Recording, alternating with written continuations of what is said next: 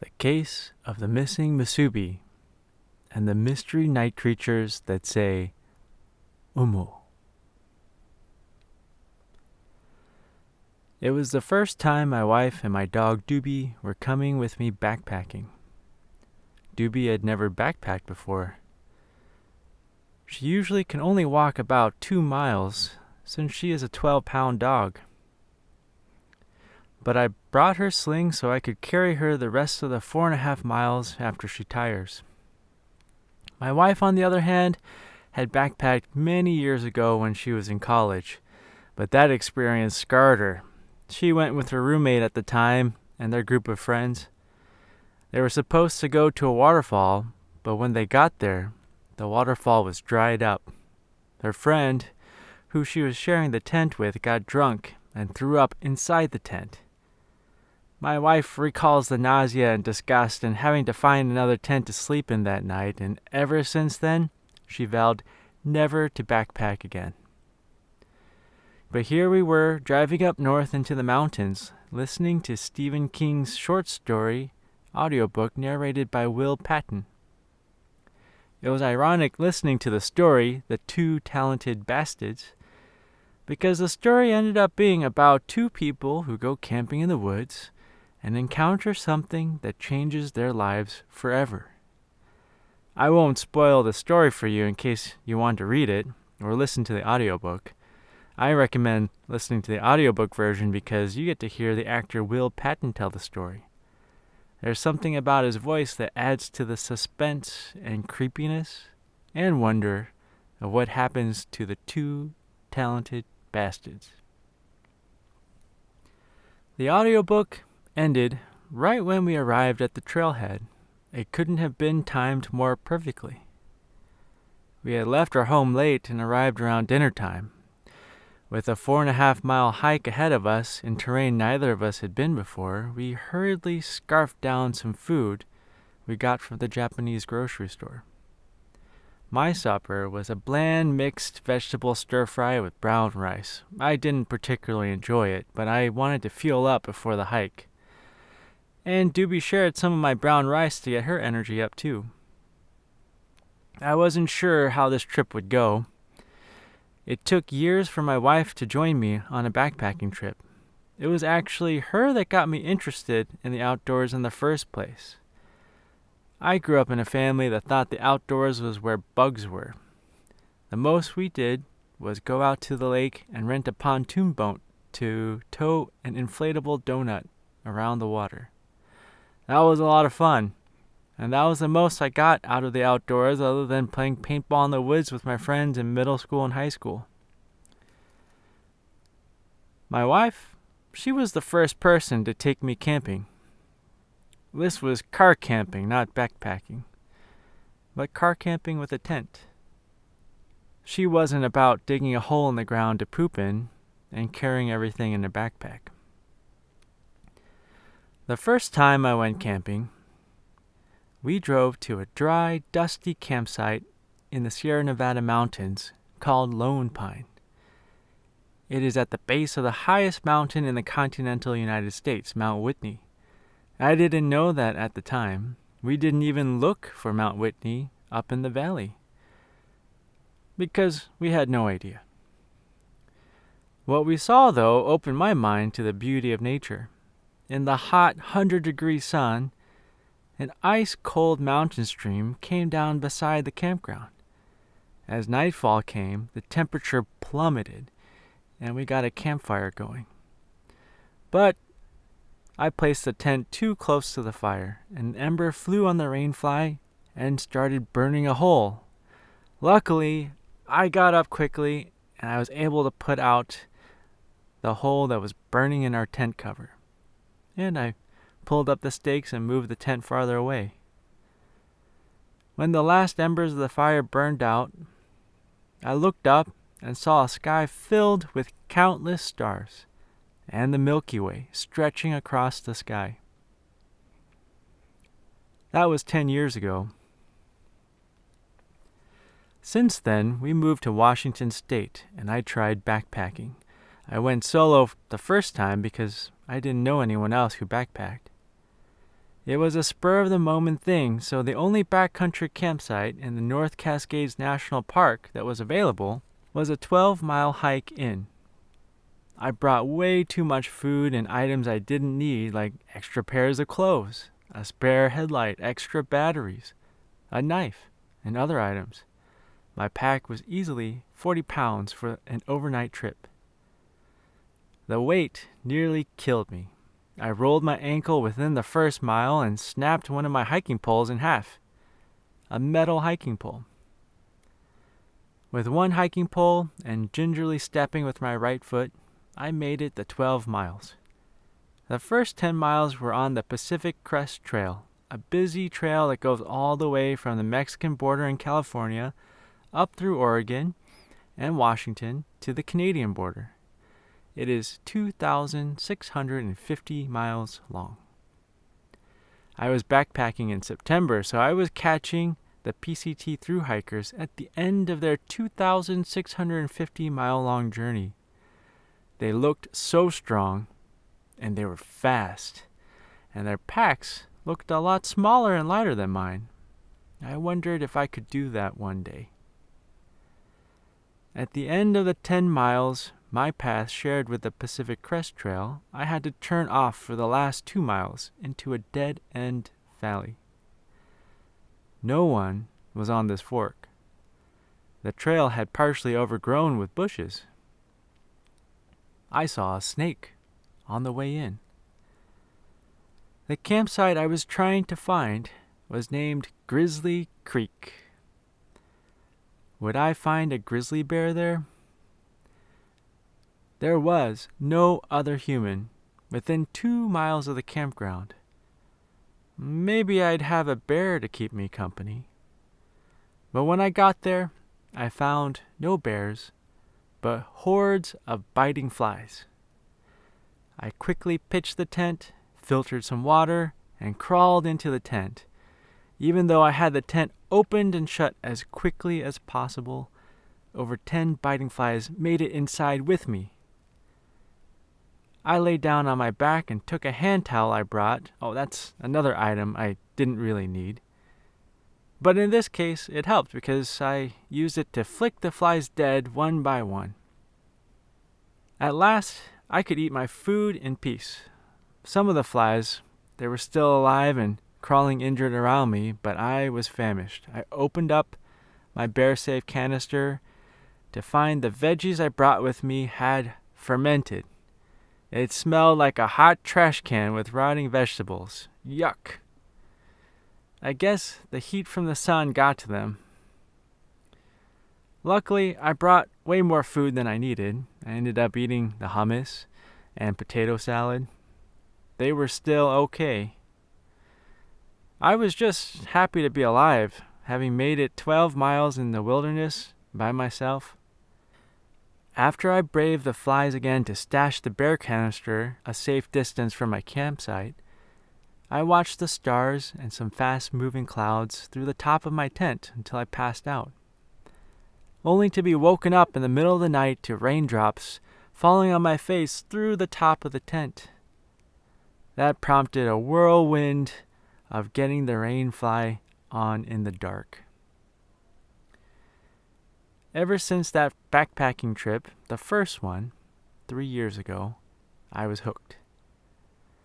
The feeling of being alive, surviving, living simply, those were the things I forgot in the busyness of modern life. I went several times after that and made friends with Whiskey Rye, who backpacks and hikes with me now. I tried to convince my wife to come several times, but each time she said no. But this time, she said yes. What was different about this time? I'm not sure. She finished her schooling for a second career, and this was her break before starting work. Maybe it was boredom? It did seem like she had reached some sort of inner peace. Whether that was from graduating or slaying the inner demons and dragons that we all have, I don't know. But when I suggested that perhaps we do an easy backpacking trip with Goobie, to my surprise, she said yes. So here we were, backpacks on, full stomachs from dinner at the car, and headed into the forest. We were in a steep, tall valley, so even though it was only 5:30 in the evening, we were in the shadow of the mountains already. This made me uneasy. Could we make it to the campsite before dark? Would the campsite be taken already? What would we do if the campsite was full? We had no backup option other than to walk back out and sleep in the car. I tried to put these worries out of my mind. Then sillier worries crept in. Why did we listen to a Stephen King short story on two people camping in the woods? Would we see something like the two people did that changed their lives forever? I won't tell you what they saw because I don't want to ruin the story for you, but I wondered if we would see something like that too. The beauty of backpacking is that silly worries and serious worries start to melt away to the simplest, most basic structure of being alive. Walking, food, water, company, safety, shelter, warmth, nature. Within 3/4 of a mile, we came upon a bridge across a swiftly moving river. The surface was moving fast, but was perfectly clear blue water, like sheets of glass with ridges in it sliding away from us. Goobie was walking with her tail curved all the way up and forward. My wife had a big smile and wanted to take selfies of the three of us. So far, so good. Being the first backpacking trip of the year, I forgot how tough it is. Also, I was carrying more stuff than I do when going solo. I had the 2-person tent instead of my small bivvy. And I brought a folded saw and some fire starter fuel to get a fire going. Usually, if I'm on my own, I don't worry about starting a fire. But I wanted to give my wife and doggy some warmth and a cool experience. I also brought 2 beers since I recently found out that I can drink beer again without getting a chronic dry cough. That problem plagued me for the past 13 years. But I recently tried drinking beer again, and no cough. Amazing.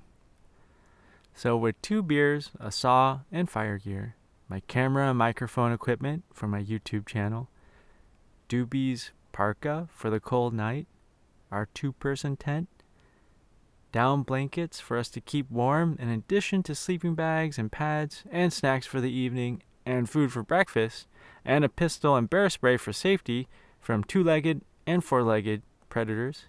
I was carrying a lot. Our trail followed the northern border of Baker Lake, a long lake at the base of the 2nd largest volcano in Washington. At 10,786 feet tall, Mount Baker is not as tall as Mount Whitney, but its snow-capped conical peak stands tall above all the surrounding mountains. Luckily, we weren't climbing up the mountain, just following the lake, and I was grateful for that. The few switchbacks to gain some elevation for a stream crossing were tough with a 30-some pound pack, and then, when Goobie tired out at 2 miles like clockwork, I carried her too, an additional 12 pounds. I was beginning to think 4.5 miles was not easy anymore. It's easy to get into the mindset of hating the present and thinking about some milestone in the future. When we were 3 miles in with 1.5 miles to go, I was sweating. My legs were tired from carrying over 40 pounds now that Goobie was slung from my shoulders in front of my pack. I felt my mind thinking, have we gone another 1/4 mile? How much farther? Oh, another 1.5 miles. That's 6 1/4 miles. Have we gone a 1/4 mile? I checked the GPS satellite device. 3.15 miles. Darn. We've only gone 0.15 miles. This way of thinking is how I lived pretty much my whole life up until recently, and I felt myself slip back into it like a familiar but uncomfortable glove. I remember this. I used to live like this. Recognizing it, I took a deep breath and looked at the sunlight coming through the trees. I could make out the snowy peak of Mount Baker through the tree branches. 2 different birds were singing their songs, one a chipper, happy song, another a morose, matter-of-fact song. I stepped on the dirt, watching for pointy stones that might trip me or make me roll my ankle. Back in the present. That's where I like to be now. It gives my mind a rest. I can feel the muscles of my mind sigh in relief.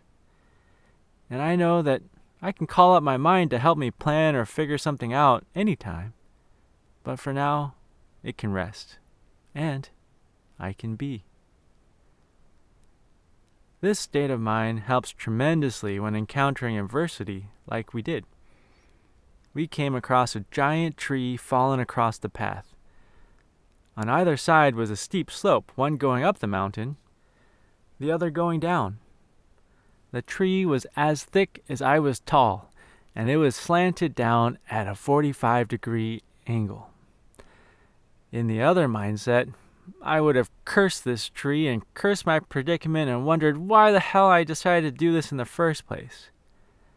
But in the mindset of being present, I looked at my wife and we surveyed the scene. It looked like the brush was trampled some, going uphill alongside the large trunk. And about 10 feet up, some of the bark looked worn and broken, like someone had climbed up and over it. I climbed up to that area, placed Goobie on top of the tree trunk. She climbed up and looked up and down. I told her to move up the trunk some, and then stuck the toes of my shoes into the grooves of the bark. They were giant grooves because it's a big tree, and grabbed the other grooves with my hands. I climbed up there with my pack on. Because the tree trunk was slanted 45 degrees down, I felt like I was going to slide off. I looked down the trunk, and it seemed to go on forever. I don't even think I could see the end of it. It was like a slide that you can never ride to the end because you'll roll off the sides no matter how many times you try. And I didn't want to try. So I climbed down the other side with a small hop down onto the dirt. Goobie came down, and I lifted her and set her down on the dirt, and she slid down the rest of the way on all fours. She's like a ninja climbing pro. The other source of adversity was that the trail maps never seemed to be accurate in length. It was supposed to be 4.5 miles long, but at 4.5 miles I could still see our destination in the distance, a little ways off. With the daylight quickly fading, we hustled the last half mile to make it a total of 5 miles. It was twilight now, and we split up tasks. My wife pitched the tent while I gathered firewood and filtered us some water to make us some tea. Goobie was exhausted. Sometimes when she gets exhausted, she goes into manic mode. Now this was one of those times. She followed me around, more like ran circles around me, barking and yipping into the darkness, running back and forth between me and my wife, yelling into the void. Trying to console her in this state is futile.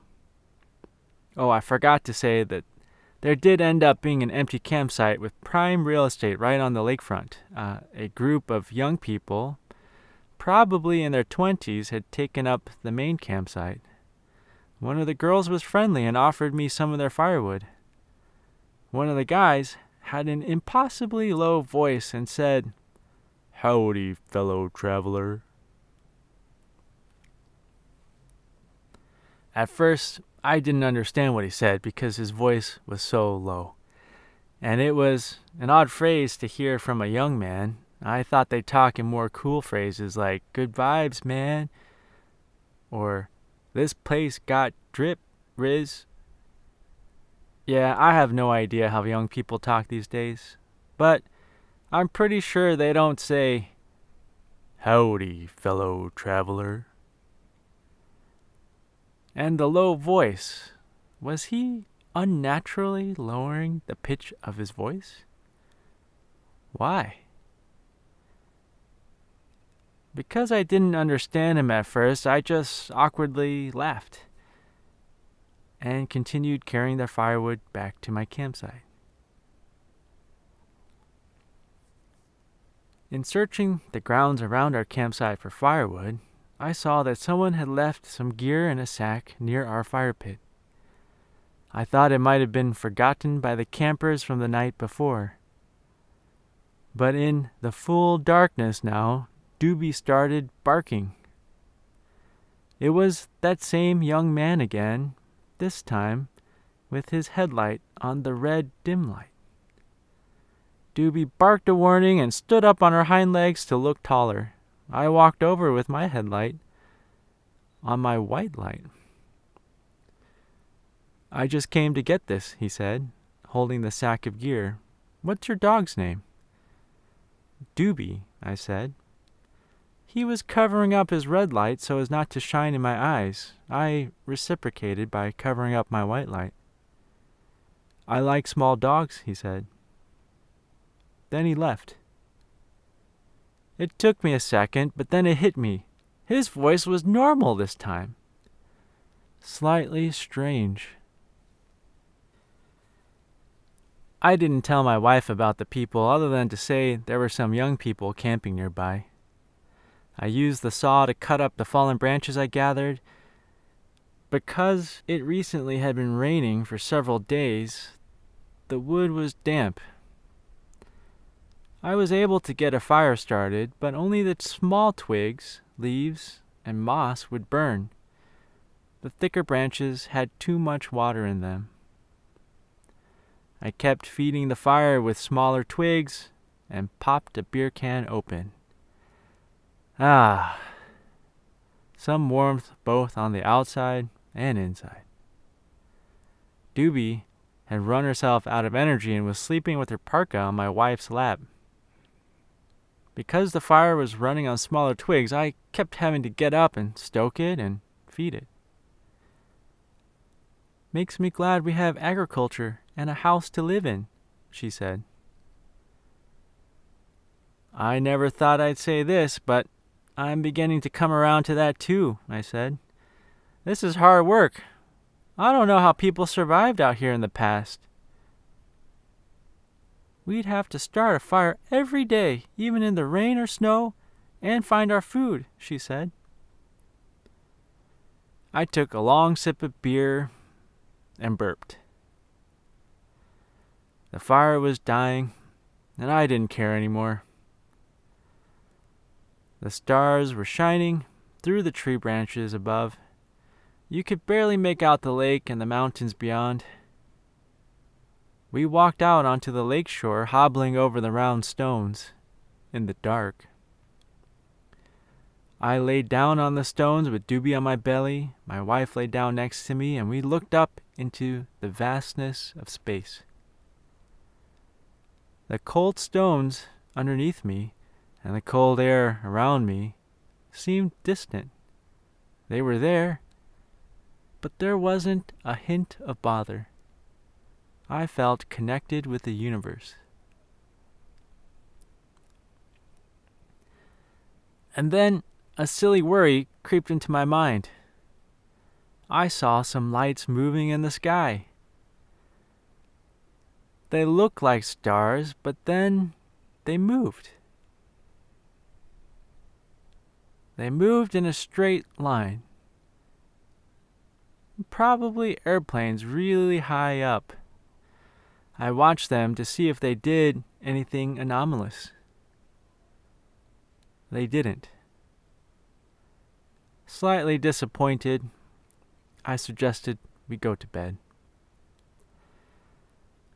We locked up all our food and scented items in the bear-safe storage locker, then crawled into our sleeping bags and under our down blankets. Sleeping out in the wild is always a little tough. It's cold. There are a lot of sounds like the wind in the trees and water moving in a nearby creek.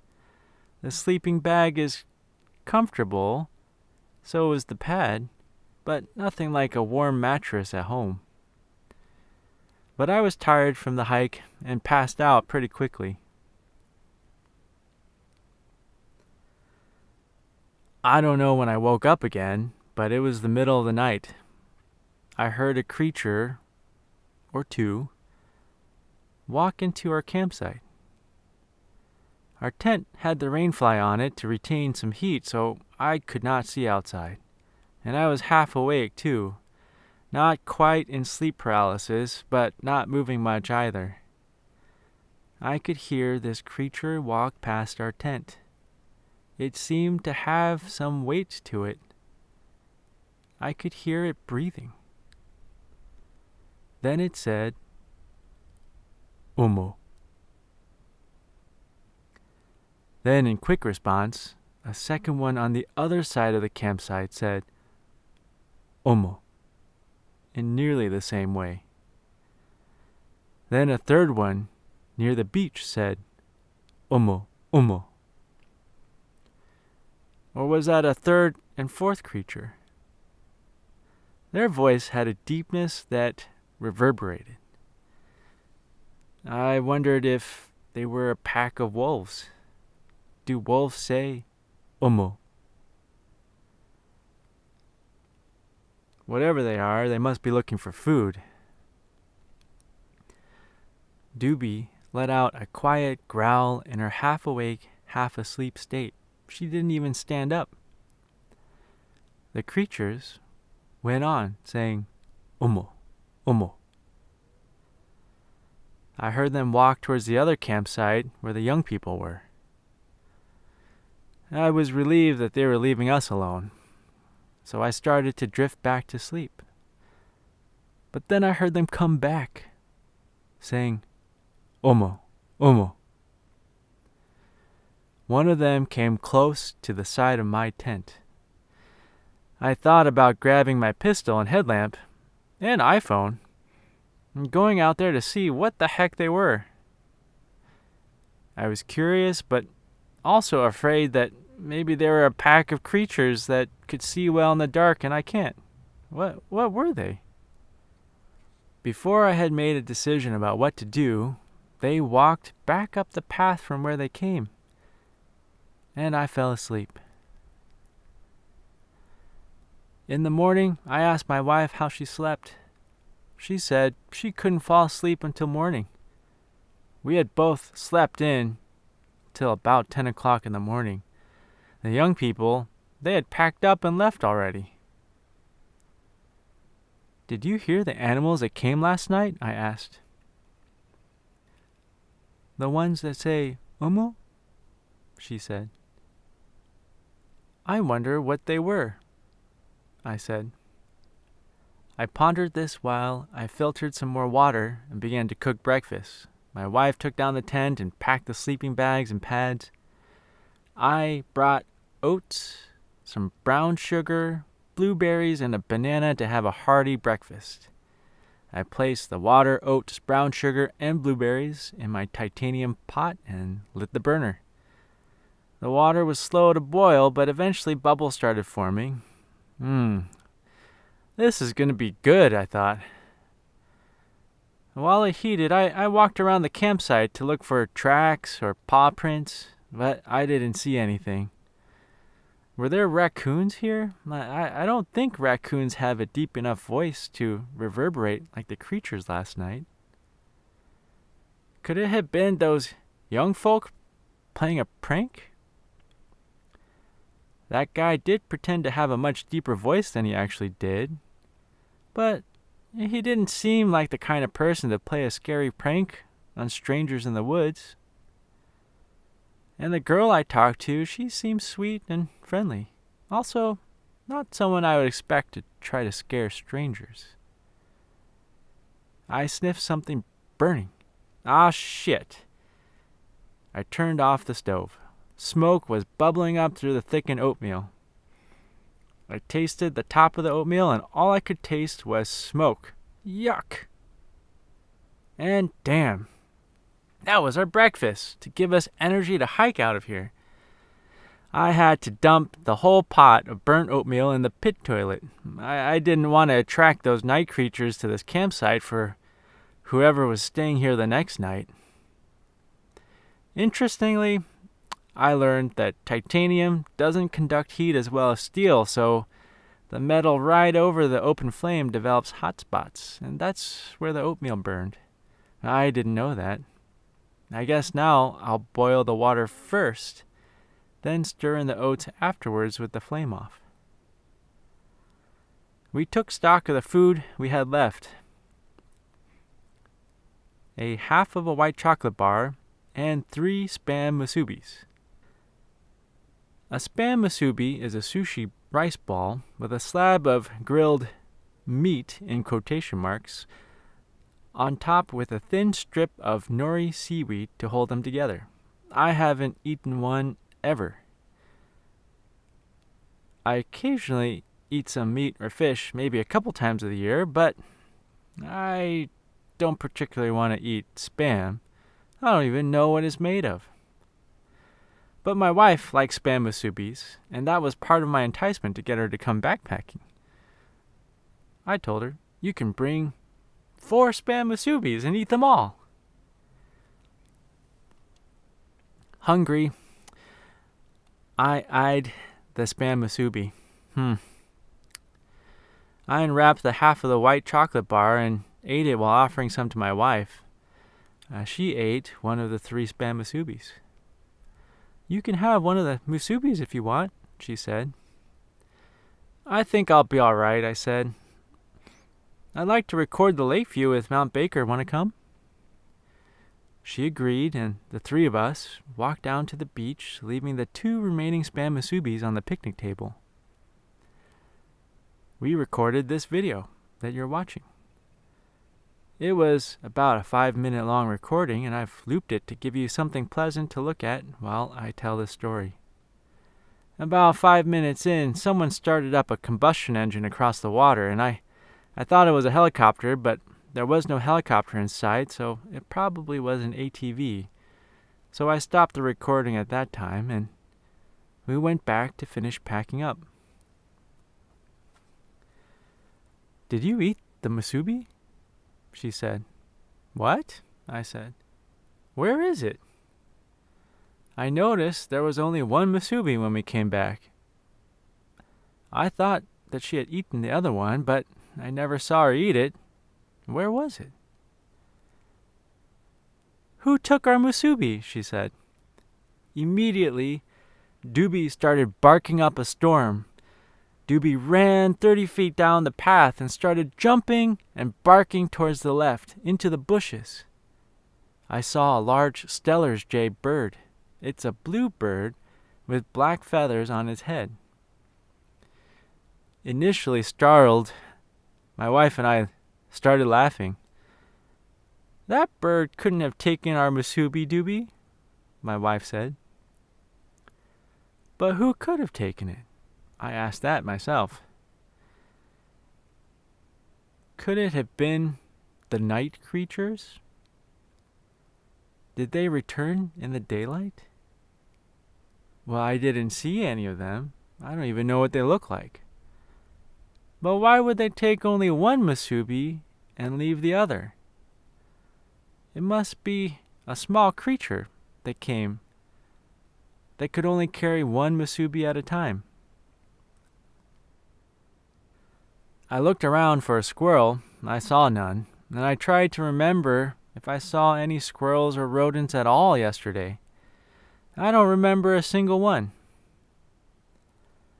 I picked up the remaining musubi in my hand and pondered this mystery. Then the Steller's jay that Goobie was barking at flew over and landed on the picnic table. It was much larger than I thought it was.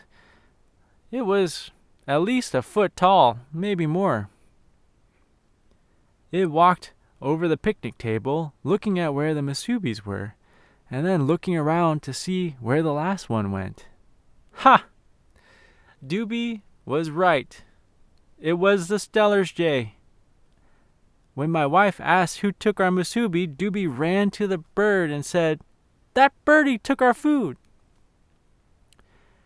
Well, Goobie solved one mystery for us, but that still leaves the mystery of the night creatures that say, UMU.